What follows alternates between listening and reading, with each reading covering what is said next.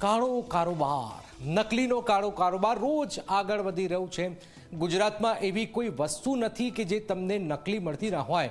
હવે તો નકલીનો વેપાર કરનારા લોકોએ પણ હદ જ કરી નાખી છે।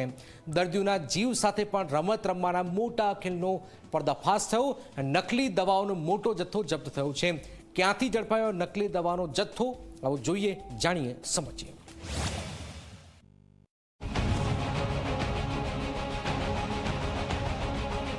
ગુજરાતમાં નકલી દવાઓનો કાળો કારોબાર ઝડપાયો છે। અમદાવાદ, વડોદરા, સુરત અને રાજકોટમાં ફૂડ એન્ડ ડ્રગ્સ વિભાગે મોટી કાર્યવાહી કરી। લગભગ 17 લાખ રૂપિયાની કિંમતનો નકલી દવાઓનો જથ્થો જપ્ત કર્યો છે। આ દવાઓ દર્દીઓના જીવને જોખમમાં મૂકે તેવી હોવાનો ખુલાસો થયો।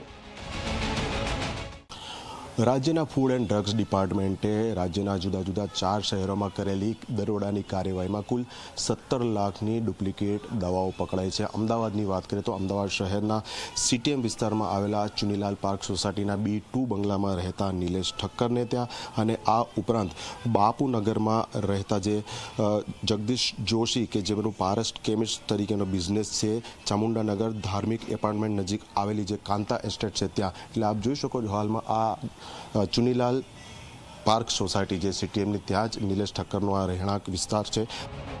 અમદાવાદના બાપુનગરમાં આવેલી પારસ કેમિસ્ટ અને રાજકોટના મોટી ટાંકી ચોકમાં નિર્મલ મેડિકલ એજન્સીમાંથી નકલી દવાઓનો જથ્થો ઝડપાયો છે। રાજકોટમાં 32 સ્ટ્રીપ નકલી દવાઓ મળી, જે વડોદરાની ભવ્ય મેડિસિન્સમાંથી ખરીદાઈ હોવાનો વેપારીઓનો દાવો છે। આ દવાઓમાં ચોકનો પાવડર ઉમેરાયો હોવાનું પણ સામે આવ્યું છે।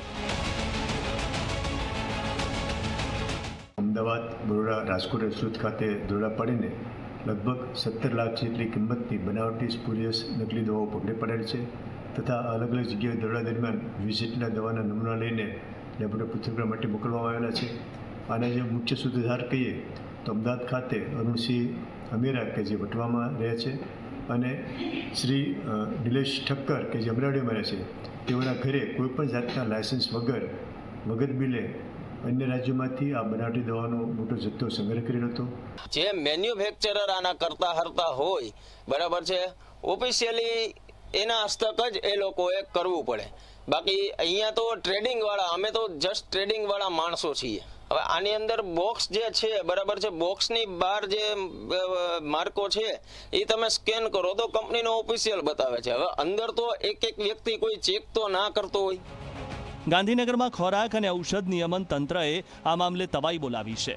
નકલી દવાઓના કાળા કારોબારના મૂળ સુધી પહોંચવા તંત્ર સક્રિય થયું છે, પરંતુ સવાલ એ છે કે આવા કૌભાંડો રોકવા માટે લાંબા ગાળાનું શું આયોજન છે? નાગરિકોએ કોઈપણ દવા ખરીદતી વખતે ખાસ ધ્યાન રાખવું જરૂરી છે। તો તંત્રએ પણ નાગરિકોને ઓરિજિનલ દવા મળે અને દર્દીને તેના જીવનું જોખમ ન થાય તેનું ધ્યાન રાખવું પડશે।